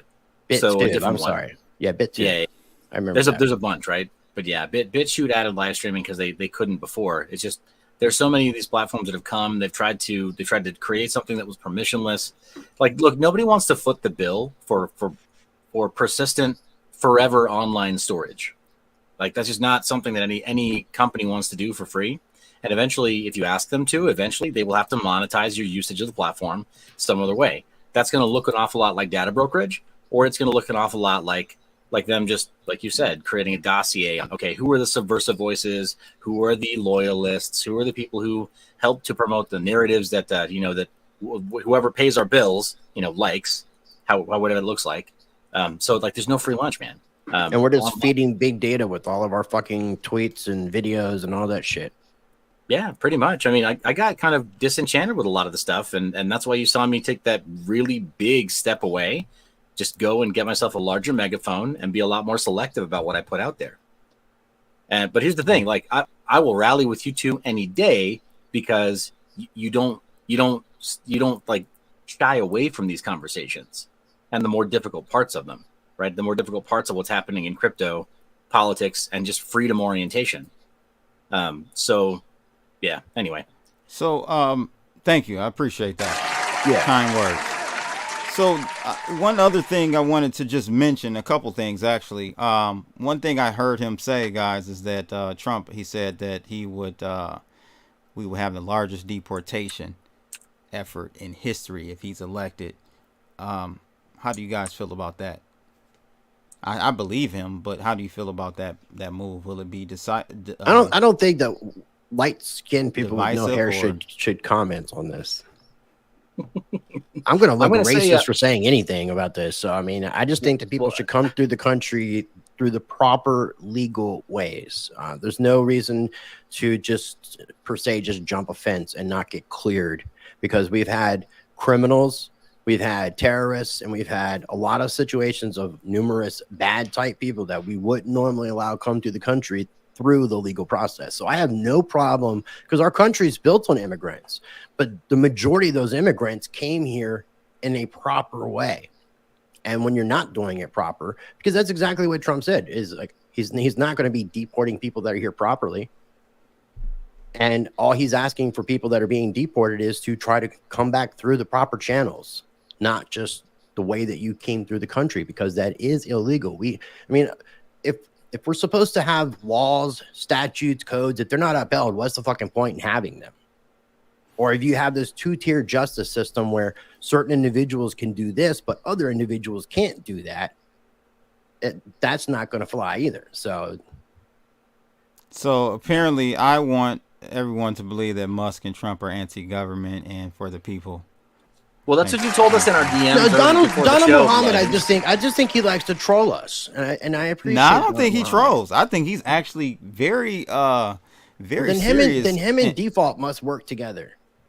Now, Default trolls. John Hill trolls. John Hill and Don, they must be friends. Donald Muhammad doesn't troll. I think he's very, very but I appreciate his comments. People with other opinions. I mean, yeah, you know, I don't give a fuck. Listen, we don't agree. I'm from Detroit. Listen, I'm from Detroit, bro. You can say whatever you want. It will never affect me, my friend. Never.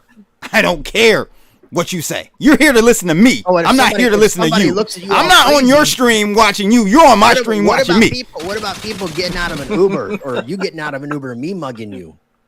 Yeah, and the American pit bull having to jump in and. No, you got triggered on that though. You did get triggered, and that's what triggered me.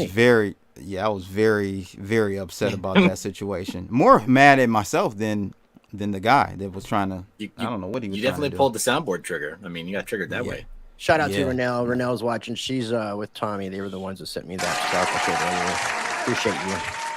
Shout out to Renelle. Now, Donald, I've known you, online at least for quite some time.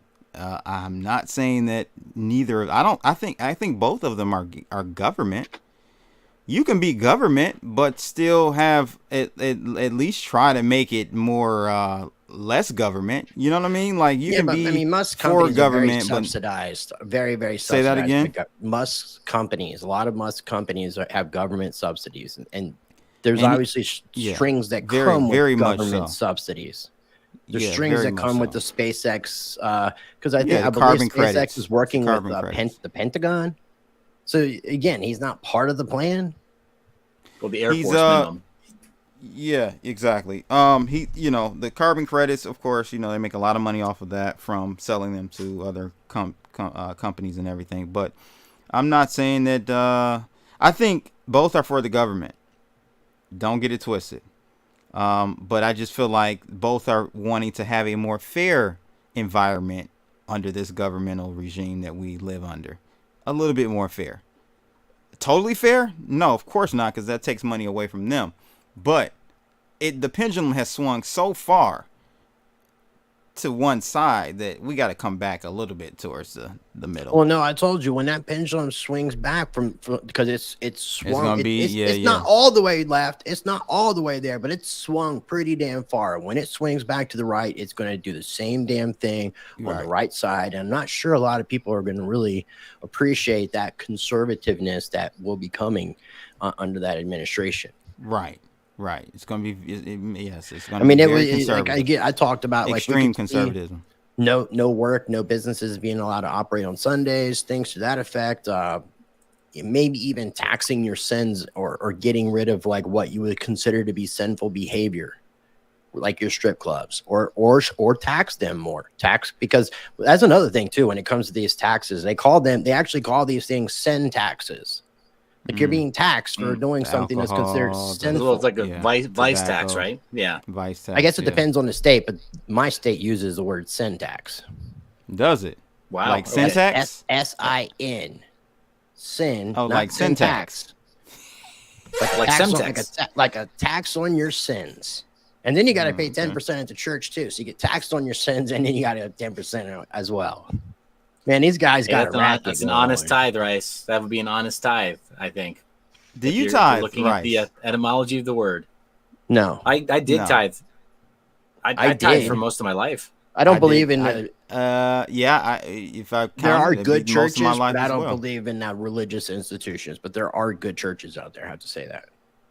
Okay. Yeah, for sure. They're good people too. They probably need support for their good work. But yeah. Right. So you don't tithe anymore, Seth? not to the same group. No. Crypto Pollo. Yeah. I would say that there does not exist a thing of non-bias anymore. The way that most of us have been raised, there's no way to, even in interviews where I try to be unbiased, I can still see biasness where some people may not. It's impossible to take, unless you're talking to somebody about something that you do not care about or that you're not emotionally invested in. Otherwise, there's just going to be that period. I thought that was your secret, Rice. You legitimately don't give a fuck about anything. You legitimately can like just detach. Yeah, but I mean, when you're interviewing somebody that's kind of a known pedophile, it's kind of hard to detach. So you just gotta run with it. Yeah, Rice wants a theocracy. Yeah. I want Sharia law, brother. Let's just bring it on. Sharia law. I want to become a Muslim and bring. I'm gonna be honest with you, bro. The way that Dubai and the United Arab Emirates runs their ship, it runs pretty smoothly. Yeah, but you can't even really smoke does. weed. The caste system does work there. It's like the caste system. I'm just saying. You look at it from they're building the pyramids out there in the modern violent day, criminal standpoint. Almost zero crime. Right. Okay. Poverty level. The penalty's death. You know why? It right? Makes it... No. It's not because of the penalty's death. So there is a caste system. If you were to go there because you're seeking a better life. So here I was raised in Southern California. We're all from states where there's migrant laborers that are typically south of our border. And so we're used to what that looks like here. Now imagine that instead of coming across people who are trying to create the next generation of Chicanos here, because they're coming from south of our border, that instead you're from a very poor area of, say, Pakistan, and you want to improve your life. Well, Dubai is your ticket. UAE is your ticket. The only issue is if you're not incredibly educated, if you're not contributing to the GDP by having incredible education, you will be placed into and given work opportunities that are closer to your education level. But the moment you set foot in UAE, they will take your passport. They will own you. They will own your identity. They'll know everything you do. Track and trace is a way of life there. In addition to just saying, all right, this is what you can do. Well, this is how you're going to do this for us. And they're out there like practically building the modern day pyramids. You realize that the Palm at Jumeirah, that they keep on building new beachfront property farther out every 3 to 5 years, right? Like it's a modern engineering marvel. Yes, it is. Like it is. That's why I say it's like building the modern day pyramids every time, every 3 to 5 years. And it comes from this massive workforce there. And that's how they control the crime is they say, okay, well, we've got income kind of controlled too. You're not going to be it's impossible to be a good citizen there and go broke because there'll always be honest work for you to do, but you're always going to be watched 24/7 while you do it. So it's almost it sounds worse than China here. It sounds worse than China in the social credit score. No, because we don't shun people here. Like look how many you don't have homelessness out there like we do here. There's no. What I'm saying is, how is that any different than here? It's almost the same analogy as I'd rather know that I'm a slave than to think that I'm free and that I'm a slave. Well, that's what you do every day. That's what we are over here. We think we're free, but we're slaves. Which is the best way to be a slave master is to not even let your slaves think they're slaves. I'd rather I'm such a good slave master. My slaves don't even realize they're slaves. Oh. I cut my head off and I'm a skinhead now. You gotta watch the Jones Plantation movie by Larkin Rose. You really do. So Seth, like, how is that? I mean, is that worse than here, or is it better than here? Do you get a? There are elements. There are elements that I really admired. I did. There are elements I really admired there. And you talk to anybody who's lived in Dubai for an extended period of time, and if they had their financial sort of house in order, they loved it, right? And if they didn't, they hated it because it's not for lower middle class. It's not for the low caste. The low caste, when you see people who are engaged in the struggle, it's off to go build the modern day pyramids, or your life is hell. What about the pretty young non-Dubai women that go and visit Dubai? What do they have to worry about? Well, they don't have to worry about anything because more often than not, they're actually offered a literal contract to join harems of concubines. That's the thing that happens there too. Because that's I'm moving. Considered. I'm moving. Yeah, I'm done. It's done. I'm almost. No, I mean, yeah, I've seen a situation where sheiks, different like dictators in some different parts of the world have like hired musicians. I forgot. I can't leave because I have to pay an export tax on my wealth and on your coochie. I forgot I can't leave because I have to pay a wealth export tax and I don't want to do that. But what you can do, I'm the slave, doesn't it? You can visit and disappear. You can just put on one of those outfits and pretend to be like you're from Dubai. Hoi polloi, though, because what do you guys think about this? I think they view us even lower than that. But what do you think about this? Is this little to no homeless people in China and Southeast Asia? Well, it's because they put people they put people in camps. Yeah, so I mean, these are also places where, like, if you say the wrong thing in public, you can be caned to death or have your hand cut off. That happens. Like, still in modern day Southeast Asia, you know that, right? No, I didn't. Oh yeah, no, especially if you're an American visiting tourist and you step out of line in just the wrong way and you defile, say, like accidentally a holy site, you can absolutely be beaten to death. There was a couple of YouTubers that went in foreign countries like this and started to do their thing, and they were told very quickly not to disrespect their area, that they would be hurt. And one instance, they chased a guy down. But see, we need that here in America again. We do. We need. I mean, if we're not going to have it swung so far, because I mean that is something Donald Trump did talk about, law enforcement, that we need that we have good law enforcement. We just need to stop limiting what they can do and stop this whole defunding mechanism, and maybe educate police in a better way as far as the. Not because I mean, obviously there's been a gray area with that too, because we've seen a lot of racism, what we experienced like in LA and stuff because of the police with the LA riots. I mean, but whether it's us as individuals forming our own little vigilante posses, because there are those things that exist. They still exist in like New York City. Like there's something angels, these like a street posse. And they're very well known. They're like different names of like little organizations that go around neighborhoods, kind of being like a neighborhood watch patrol that do citizens arrests and all that kind of stuff. Wow, so like an organized. Yeah, and I mean, there's someone who's watching may know, but there's multiple groups that have the word angels in their title of what they do. Like, let's say Street Angels, not that that's a name, but like a gang of people. Like Hell's vigilantes. Angels. Yeah, but trying to police. Yeah, maybe that wasn't a good way of putting it. So THC says you don't limit what you say don't limit what police do because you're white, Rice. White rice. That's white racist. Rice. That's racist. That's racist, THC. That's racist. Guardian angels. That's one of them. But that's not the term. I mean, it's just it's so complex. I understand where THC is coming from. At the same time, if you want law and order, you can't have your lowly paid police officers scared to do their job out of risk of losing pensions, going to jail, and I don't know where. I don't know, man. Guardian angels. I think you would need to bring some receipts on how often it is that police lose their pensions, go to jail, and end up on the wrong side of the law for when they're using excessive force and when they kill people. Because you do know they have a license to kill. And you do know that according to the federal case law, that it's been proven they're under no obligation to protect you with the firearms they carry. That is for their protection, not yours. You know that, right? No, I did not. The only reason they carry it is to make sure that they are not under serious threat of grievous bodily harm or death.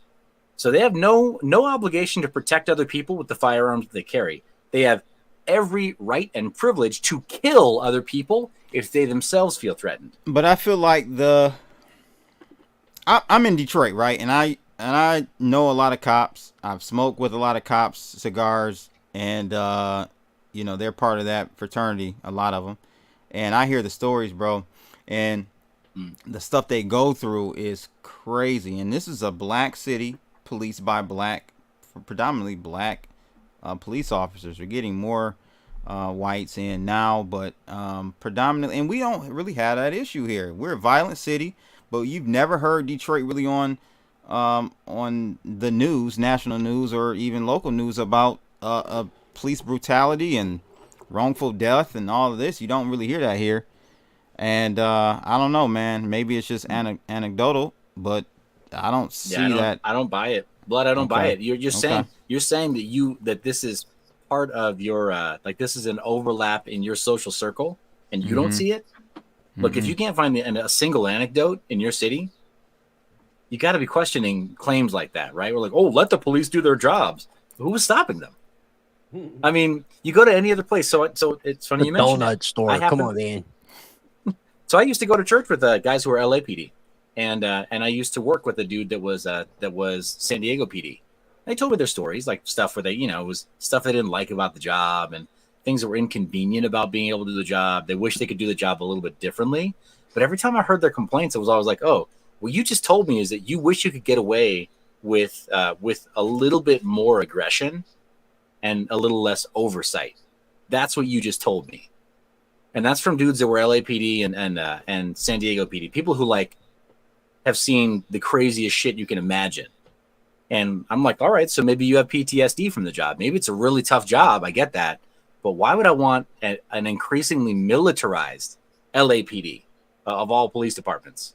Right? Like their fraternal order of police is basically they're like horrible. A gang. Yeah, they're horrible.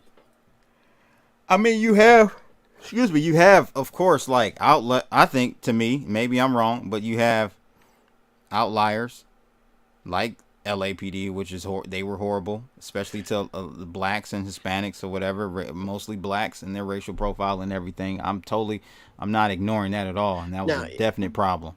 People from the anarchist community, when the whole argument of like who's going to be the police, who's going to be the fire department, a lot of these things could be privatized, and if it was privatized, it could actually give the idea of competition, so people would be fighting for contracts, and they would actually have to do the right fucking thing.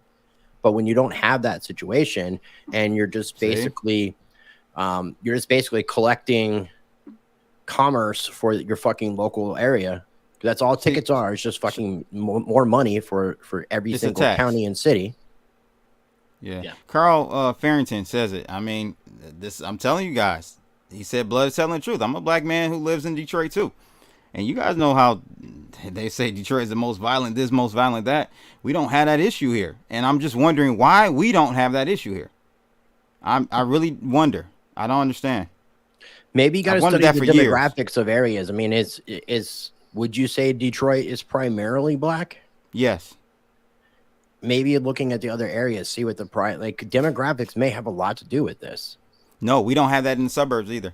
Like the white areas, you'll get profiling for sure. You get racially profiled as a black man in the suburbs of Detroit. Okay, maybe. I don't know. I don't. But I'm going to give you the benefit of the doubt. But what I'm saying, I don't hear the brutal, shootings and I thought he had a gun and he's running away from. We don't have that here. I don't know why. I'm glad, but we don't have that here. Even in the whitest of whitest towns, we don't have it. Mm-hmm. Or maybe you don't hear about it because of all the other stuff. I don't know. Because maybe there is crime. I think. I mean, what I think I'm hearing also in terms of the data set that, like, what might be a little bit unique to police in Detroit, though, Blood, based on what you're saying, is that the profile of the police themselves kind of skews more towards being black than a lot of other police forces throughout the United States. Maybe that's it. And I think that's actually necessary. I think. You should police. Maybe some of the police in your city actually live in your city, unlike other places where they don't live in the city. Yeah, they do. And this may sound racist or prejudiced or whatever. I think police should police areas that they live in. Agreed. I thought you should say like white people police should deal with white people and black police should deal with black people, and we're just segregating law enforcement. Yes. That's what I thought. That too. I did. I just said what you thought right there for you. Did I please you? Because I mean, there's a lot of people like, let's just go back to segregation. Segregation was better for black people. I can't speak for everybody else. Segregation was better for us as black people. I know it sounds horrible, but it just was, man. We could self-rely. We had Black Wall Street. We had our own ecosystem. The black dollar circulated within our community. We didn't have to rely on anyone else. I didn't know was the dollar actually black? I just never heard of a black dollar. Brown dollar. I'm sorry, brown. Oh, I've heard that. Yeah, but seriously, it did. I don't know why, but it did, man. When we integrated with the rest of the country, it effed everything up for the black community. Now that doesn't mean that you're supposed to be racist or you should not like your white brother and your white brother shouldn't like your black. I'm just saying, community-wise, we were able to self-sustain within this country better, segregated. That's all I'm saying. John Hills is economically segregation wasn't better for black people. Of course, he's got to always take the. We should go back and travel in time so we can experience this segregation for ourselves. Just call up your guy John Titor, who was at the Trump assassination attempt. John Titor, January 6th. Take the three of us, the three wise men, back in time. Take us back. Let's do some time travel. Titor, take us back, please. Let's go back to the beginning of the country. No, you need higher level of training and skills with higher intelligent requirements. They're never going to do it. They're never going to do it. They've been steadily decreasing the IQ requirement for police for as long as we've been alive, for decades. It's worse for like what's the word? The correctional officers that work in jails, because they're like the short bus police. Yeah. Police should stick to policy enforcement. Sheriffs should enforce the customs of the community. Now, there's a lot of people don't know this, Seth and Rice. And we talked about this. There's a major difference between a sheriff and a police. It's a huge difference. Yeah, I did that interview with Sheriff Mack. Sheriff Mack is what they consider to be the sheriff of sheriffs. He goes around he's a retired sheriff now, but he goes around educating sheriffs about their constitutional oath, because technically sheriffs are the highest form of law enforcement in their area. So like for a federal agency such as the FBI to be able to come on, let's use Waco in Texas as an example. The local law enforcement, the local sheriff would have to give up his control for the other entity to be able to, it had to be granted. So they just can't come in, which is where if we got into some crazy situation, which has happened in some place in California during the BLM movement stuff that was going on, there were some of these smaller towns where the sheriffs literally gathered, had little town meetings telling everybody in their town that basically you're deputized for the time being. If anybody comes to our town to try to mess with our town, you have every right to take them out. That's amazing. And a sheriff can deputize other people. Yeah, where that's police amazing. officers can't do that. Well, was it Kai it was forever ago. Kai the hatchet guy or whatever, the hitchhiker guy. You remember that guy that? Yeah, I remember you talking about the really nice, weird looking hippie guy. Yeah, that guy. Stoner. It's like a stoner hippie kind of. Yeah, but he didn't. A little bit. He used to. Yeah, he was a little bit off, but I loved his phrase "policy enforcer." So the police are just policy enforcers. Policy enforcers. Yes. Policy. It's police are policy enforcers. Police is spelled the same way, just phonetically. It's the same root, yeah. So I've always say that to police officers too, because if they piss me off, I call them policy enforcers. I'm like, you're not a real law enforcement officer like a sheriff. They don't like that. Yeah, but they definitely don't like that. It's kind of like kids that are getting ready to go into the academy, and they're not allowed to say that they're police, because if they do, they're breaking the law. They're bitches. They're bitches. They're bitches.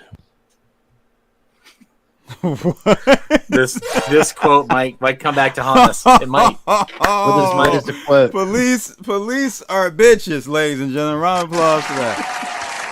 Hey, fuck the police coming straight from the underground. I would never be. Does that sound? I would never be a police officer. I don't police align with 5-0. Yeah, I would never do that. And you have to be a special type of person to be a police officer too. Yeah, I have colleagues that are that I like, again, smoke cigars with. They're special people. I could never be a police officer. Short bus special, or what? I won't go that far. Okay. I won't go that far. I'm just trying to define how special and what kind of special they are.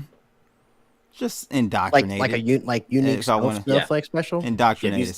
These are the guys that'll tell you like a sheepdog and a wolf look the same. They have the same kinds of jaws and the same kinds of and the same hair, and they bark the same. But one is a predator and the other is a protector. They tell you this stuff, right? Mm-hmm. They'll tell you they're a sheepdog. Yep. Yeah, I know the whole bit. And then you got guys like Mr. X that just goes to the fucking extreme. Cops work for the cabal, and the cabal traffic children. Well, the cops sure don't get any of that trafficking money. Oh man, that's so crazy, yo. One other thing I want to just mention about this interview, or not interview, chat. I didn't agree with Trump. Conversation. I didn't agree with Trump saying that he would not have had inflation this high under his presidency. Yeah, it was going to happen regardless. It was going to happen regardless because of the policies. Look how much debt we accumulated during his term as president too. It didn't correct, change. And it would have just continued on par, or even I would say on par from what the Bidens did. It just stayed on par because the Federal Reserve. No, it increased. It did increase. You sent. They run themselves though. They run themselves. They don't have government overreach. Again, you can't audit. You cannot but it's audit okay, the right? Federal Reserve. Rice, it's okay. They audited themselves, and they're here to tell you that they've done nothing wrong, and you should just trust the numbers. It's okay. Sure. And that goes for all the people who are eating the processed food that went to public school and got fed propaganda and are watching all the different propaganda shows that are out there. 100%. But for those people who think, those people actually use critical thinking.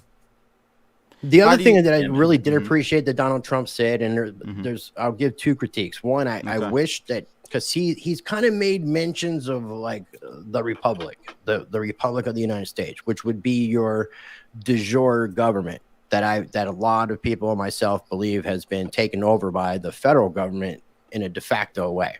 Oh yeah, he talked about the Department of Education. Really, did you hear that part? That's why I want to get into that. So that's where I'm leading to. That. Now I really wish that he would talk more about that. If there's some seriousness about technically returning this nation back to that republic status versus this democratic republic that the federal government has had this takeover since the Civil War.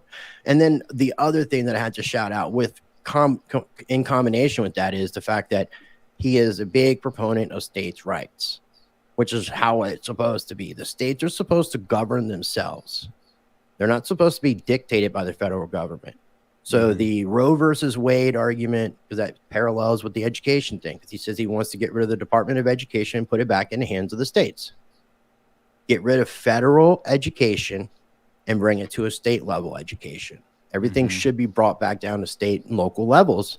And I tell people, if you don't like what your state and your local area is doing, it's a lot well, you can move, but it's a lot easier to impact change and make change on a local and state level than it is on a national stage. True. So people can actually make that change. And like he said, there would be more there's more responsibility put on the state now that the state knows that it's under their purview. They're going to act more accordingly. They're going to be less frivolous with those federal dollars, because now they don't get that. It's coming from their own pot. And so I did agree with that part that Trump's brought up. Bring that shit back to the states. Let the states handle education. We're at the bottom rung of your top 40 countries. I think we're 38 or 40. I think it's like 38, somewhere at the lower thirds. Horrible. Absolutely horrible. Yeah, I don't know. The Department of Education, there's no way that the current state of education can even continue in the next 5 years. You go to any public school and ask what their current AI work policy is, they don't have one. Even after a year and a half of this stuff being a commercial consumer product, they don't have policies regarding AI. Or if they do, their policies are so toothless that when you look at it, it's like, okay, what does that mean for a kid going through your program? What does that mean for young adults going through high school, secondary education through your program? People that actually need to exist in a world where AI is doing so much just a year or two after this. They don't know. Like, Dang, Renelle looks fine. Girl, you look good. She is a beautiful lady. You are. Oh, you met her. You said, right? I'm sure. Yeah, it was her and Tommy. Tommy's her husband. That gave me the scarf. Hey, Tommy. Hey, I can't see a ring in that avatar, so you gotta forgive me. Round of applause. My bad. Tommy's definitely good with guns. Tommy from the 5th floor. My bad. Do you know what kind of people that John McAfee surrounds himself with? Oh, I'm reckless with the guns. I'm not good. I'm just reckless. That's good. That's good. Hashtag goals. Oh man. Yeah. Sorry to cut you off, Rice. A side note I was gonna say is if people really look into like the history of the Department of Education, you can see that there's a lot to do with John D. Rockefeller. Mm. Oh, so yeah, and that has to do with when I talk about our propaganda. Yeah, because I think he said if like in some quotes like if I can change, so it's something about paraphrasing, changing the way that people think. He could change the way a nation thinks. Yeah, well, I think also he was pretty straightforward about preparing a worker class, preparing the proletariat to go into a post-industrial world as good, obedient, loyal workers. Right. So you want to talk about propaganda? The fucking Department of Education, one of the biggest proponents to getting it started and running it was John D. Rockefeller. So that doesn't say anything about our fucking government. That should fucking say something to you. Yeah. Yeah. Yeah, I agree. I mean, it also, it's also one of those things where like there's so many programs that have rolled out in this nation's history that either didn't come from appointed people and that aren't run by appointed people today. Right. I think so. Rice, like you're saying, John D. Rockefeller, what was his public office that gave him the right to set up and have such influence over education? Guys like Bill Gates, who gave him the right to influence public policy related to health the way that he has. And then further still, the Fed, right? We've been talking about it the whole time, the Fed, who elected them, who really runs them, who even fucking owns them. Like who's the full ownership board? What's the cap table of the Fed? They're owned by other banks, and that's the thing. Like you have to be a I'm challenging you. Give me a line by line cap table. Of the Fed. That's the thing. That information is not publicly available. Just like there's probably 2 fucking balance sheets. If you want to pull up on screen, this was my after effect of when I watched after I got done watching, listening to that thing. This was my post. What is this gibberish? So I wasted I feel like I wasted my time listening to that whole entire thing. It was too long. It was too drawn out. And the more that Trump speaks, the less the worse he's making it for himself. But Rice, you giving them the benefit of the doubt. Elon should fucking stick to doing what he does best, which he's is horrible. Not interviewing, not even having a conversation. Okay? Round of applause for that, bro. Dude, I was going. You beat me to it, bro. Like I was actually gonna start the whole stream off with that. Like, God damn, look here, Elon. You're a smart individual. Might be an alien. Done all these things. Do your rockets. Do the electric cars. Leave this shit to us. Leave this to us. Hire us. I don't know. He's Elon Musk is pretty good about having opinions about blockchains, though. I mean, after I think all of 2 months of understanding what Dogecoin is, blockchain? He wanted proof of stake. No, they didn't. There was no conversation about crypto at all. That was also something very disappointing. I wasn't disappointed to me. They're more. Go ahead. No, just considering it's on an app where if rumor is true, they're building crypto payments into X. You think that a guy who's doing that on that platform might want to talk to the future policymaker about crypto? Maybe a little bit. I just think they're bigger fish to fry. I like the term that Trump used in the conversation. He said nuclear warming. He feels like that's the top issue that we need to worry about. Other countries getting into nuclear warfare. I kind of agree with him. I don't think we're putting any. I think even Elon said it as well. We're not putting enough weight on what's going on in Ukraine and Russia, what's going on in Iran and in Israel. We're not putting enough weight on that. It only takes literally right now. We're streaming. Right now, guys, one slip or one initiative changes our lives forever. I wonder if the doom clock has gone up. The doomsday. That shit's got to be at that shit's got to be at Kamala level. It's still 90 seconds to midnight. It's still 90 seconds to midnight. I think we should be like 45 seconds to midnight, maybe 60 seconds to midnight. But we're definitely closer to midnight today than we were yesterday. Yeah, for sure. Yeah. Well, so here's the thing, man. Is it okay if I do a shameless plug for the INC 24 event in Denver? Of course. I went to the one a few years ago, the first one they did. Yep. Okay. So definitely, absolutely. Okay. Go ahead. Appreciate that. What I don't have saying IFC. At first, I thought you were saying IFC, and I'm like, no, not at all. Yeah, you cannot show that crap. I'm good. Here's the thing. You already know I challenged Ben Armstrong twice, and he bitched out twice. I'm done. I'm done issuing challenges there.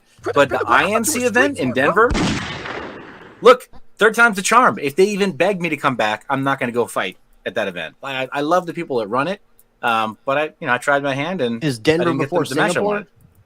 Denver is the same time as Singapore. It's September 17th through 19th.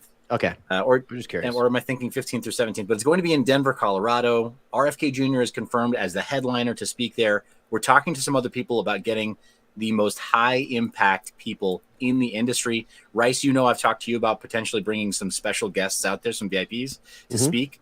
And from my part, I would love to see this panel right here speak there. I think I'm confirmed from my business partners that I have to be in Singapore for some of the work that we do on the venture capital side of the crypto industry. But I'm strongly considering just rearranging it. I feel so strongly about this, right? This is our home, right? This is our backyard. We have to fight for this, So, yeah, but that's next month in Denver. And yeah, it's going to be a really good time. I think we're going to see that there are all kinds of speeches and all kinds of panels given there that don't make you want to poke your ears out and don't make you exclaim, what is this gibberish? But make you actually feel a little more enlightened and a little more like we're coming up with solutions to the problems here in the United States and not just talking about the same old shit over and over again that doesn't really fix our problems. So I'm excited about that. You can find out more about it at inc24.us. So inc24.United States. Right. So that's I'm excited about that. I got it up. I got a screen share pulled up with it if people want to see it. And I dropped the link in the chat too. So if all those letters and numbers is too hard to remember, the inc24.us, and click on the link in the chat. The Independent National Convention. Yeah, you said you went to the first year because we have someone that was loosely mentioned on this show as a founder of that. Yeah. I'll leave it at that. Why? I would just leave Come it on, American Pitbull. No. Just go look at my pinned tweet. All right, man. All right. Says it all. I want to leave everyone with a little snippet from Reverend Charleston White. I introduced Rice to Charleston White a while back. He's very controversial. Now? Huh? He's a reverend now? No, he's a doctor. He's a doctor now. A doctor reverend? He's a doctor. So let's play this clip. A doctor of divinity. Yeah. Those are sold everywhere. This is good old Charleston White. All right, let's play this. And now, this is kind of where I stand with you people out there that's voting for Democrats. Stop it. I'm talking about you black folks. Stop it right now. Stop. Just stop. Just stop. Got to turn it up. All right, 1 second. That's as high as it goes, my friend. I can't hear it. It's not passing. You can't hear anything? No, maybe you guys can't hear anything? What about your computer volume? Okay, hold on. Let's do this. I'm gonna stop sharing, and I'm gonna reshare. I mean, I could hear something. It was just really low. Nah, it probably wasn't sharing the audio. Try now. But what they about still now? got him. I can say, hear it. Vote or die, y'all. Diddy pushed the whole campaign. You want to put it back to the beginning? So every 8 years, they're going to get a bunch of rapper celebrities and stand with them, and we don't ever see it again. Why won't they go stand with Ice Cube? Trump did. Think about that, man. Why won't Kamala and them go look at what Ice Cube put down? Biden wouldn't look at it. No Democratic looked at it. Trump went and peeked at it. Yeah. And Ice Cube got a lot of flack from black people because he let Trump look at it. You're supposed to let both of them look at it and see who can do what. Why are we stuck on one side? Why do we only look at one side of the coin? Why don't we ever look at both sides of the coin and try to make a decision? Why do we blindly vote Democrat? Have you ever asked yourself that? Why? And Democrats have never done nothing for black people ever in the history of America. Zero. Other than giving them government entitlements. So let me just say this. The Democratic and the Liberal Party is our slave plantation because that's where we come from as slaves. And that's facts. So you got some people say, well, the party switched during Lyndon B. Johnson. No. The Democrats became very clever during Nixon's Southern strategy. It was called Nixon's Southern strategy, not LBJ. LBJ was the one that came along and said, I'm going to have these voting Democrat for the next 200 years. It's only been 50 years. So we got another 150 years before we change our voting pattern by way of L.B. Johnson, the Democratic president. And he called us, he said it. Thank you, LBJ. Look, I keep trying. I always forget this guy's name. I don't think it was Dick Gregory, but it could have been. But back in the 60s, there was a black guy that ran for president that actually won. Are you aware of this? And was it Dick Gregory? That's some Mandela effect stuff right there, my friend. No. Won what? Presidents, the United States?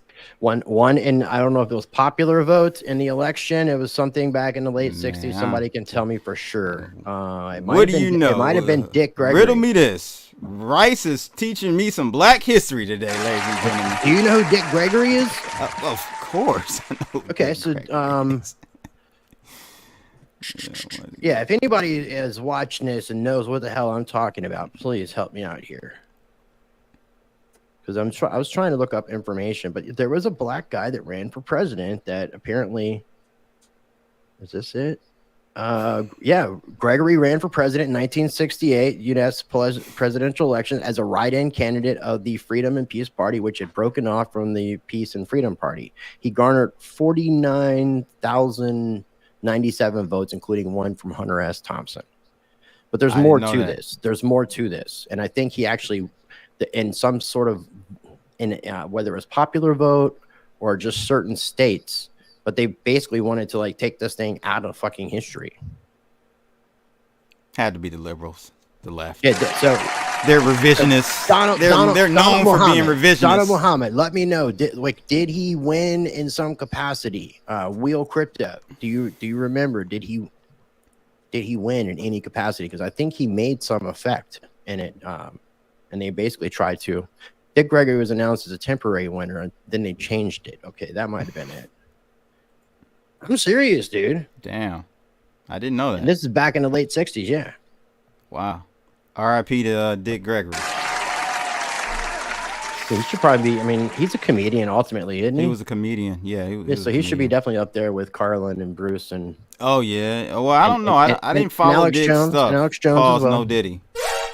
Alex Jones. Bill Hicks, I mean.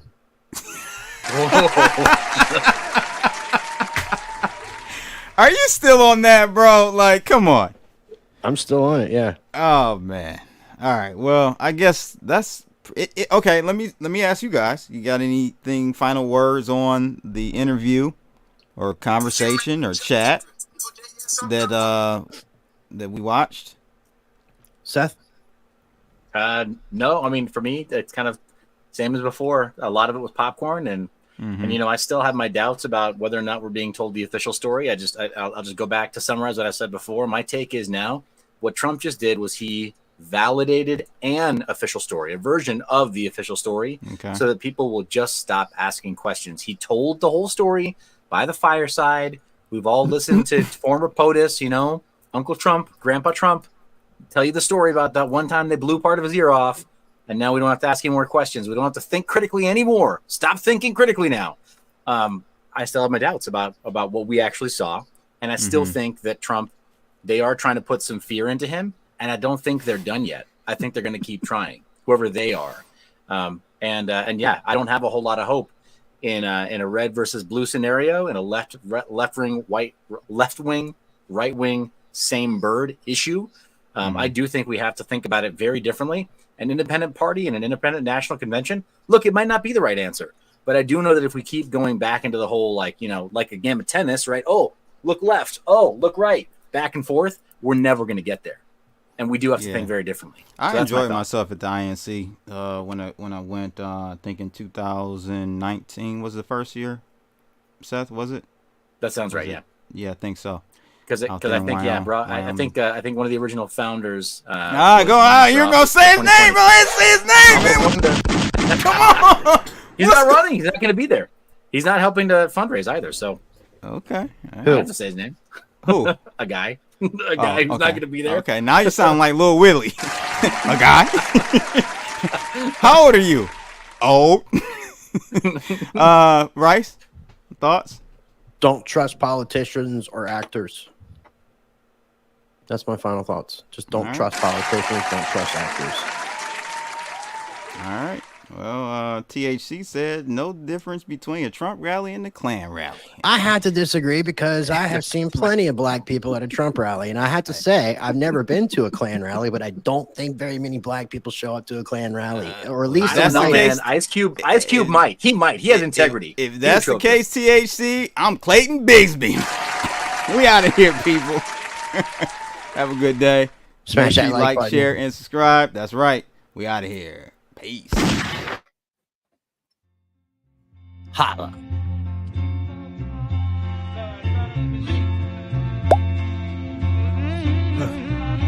Yo, it's CryptoBlood, Detroit flow, screaming from the D, knowing what to show, indicators are wrong point, OG since 12, invested in trade, living life like a pro, I'm Rucker, Jerry, and just blood too, bad motherfucker in a good way, boo, got my eyes on the charts, ain't no time to sleep.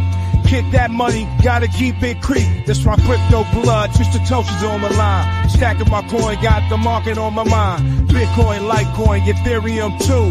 Cash is king, but I'm looking for a new move. I know the culture of the markets like the streets. Got my finger on the pulse, can't nobody beat. I see the trends, I see the flow. Got my strategies in place, you know. Yo, it's NYBZ on the mic, coming through the mist, talking crypto and privacy things you can't dismiss. YouTube's wild jungle, I'm the lion, can't resist. Guiding through the blockchain, teaching about the risk. Mind your biz, don't miss. Eeny, meeny, miny biz, we on the privacy blitz. Except in the mix, dropping knowledge with no tricks. YouTube to the wallet, keep it tight, no links. Click clack, I hack the facts, that's how I attack. From Bitcoin to Monero, stacking privacy back. YouTube's got eyes, but I'm the cloak in disguise. NYB on the rise, educating the wise. Mind your biz, don't miss. Eeny, meeny, miny biz, we on the privacy blitz. Except in the mix, dropping knowledge with no tricks. YouTube to the wallet, keep it tight, no links.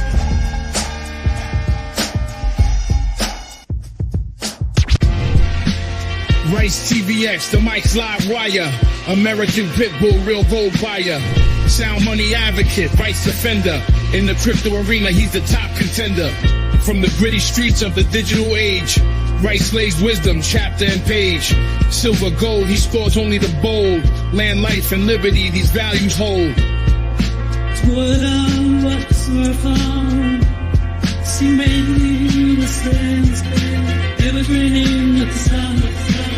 Constitution, deep dive, knowledge revival. Navigate the system, critical for survival. Rice engraved like inscriptions on metal.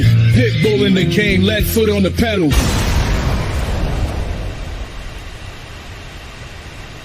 Fuck it. Do it live. I'll write it and we'll do it live. Okay. Ready? Fucking thing sucks. We'll do it live. Okay.